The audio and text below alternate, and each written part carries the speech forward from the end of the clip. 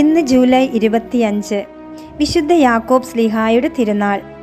യേശു ക്രിസ്തുവിൻ്റെ 12 അപ്പസ്തോലന്മാരിൽ ഒരാളായിരുന്നു വിശുദ്ധ യാക്കോബ് ശ്ലീഹ. ഗലീലി തടാകക്കരയിലെ മത്സ്യത്തൊഴിലാളിയായ സെബദിയുടെയും ശലോമിയുടെയും മകനായിരുന്നു യാക്കോബ് ശ്ലീഹ.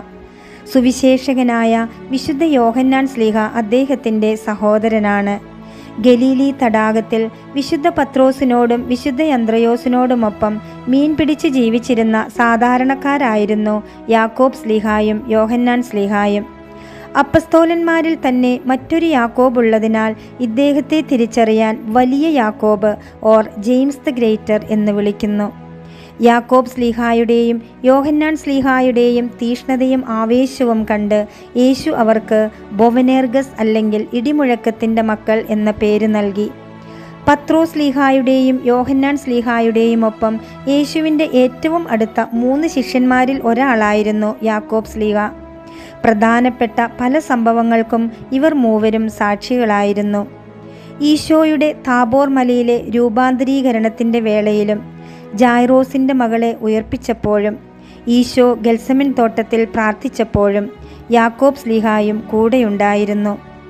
യേശുവിൻ്റെ സ്വർഗാരോഹണത്തിന് ശേഷം അപ്പസ്തോലന്മാർ ലോകത്തിൻ്റെ വിവിധ ഭാഗങ്ങളിലേക്ക് സുവിശേഷ പ്രസംഗവുമായി പോയി.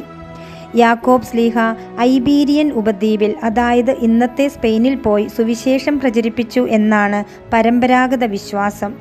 അതുകൊണ്ട് തന്നെ സ്പെയിൻകാരുടെ സംരക്ഷക പുണ്യവാളനായി യാക്കോബ് ശ്ലീഹായെ വണങ്ങുന്നു. യേശുവിൻ്റെ 12 അപ്പസ്തോലന്മാരിൽ ആദ്യമായി രക്തസാക്ഷിത്വം വരിച്ച വ്യക്തി വിശുദ്ധ യാക്കോബ് ശ്ലീഹായാണ്.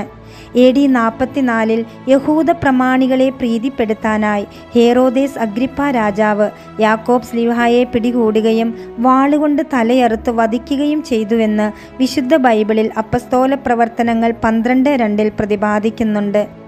12 അപ്പസ്തോലന്മാരിൽ ആദ്യമായി രക്തസാക്ഷിയായതും ബൈബിളിൽ രക്തസാക്ഷിത്വം വ്യക്തമായി രേഖപ്പെടുത്തിയിട്ടുമുള്ള ഏക അപ്പസ്തോലനും യാക്കോബ് ശ്ലീഹായാണ്.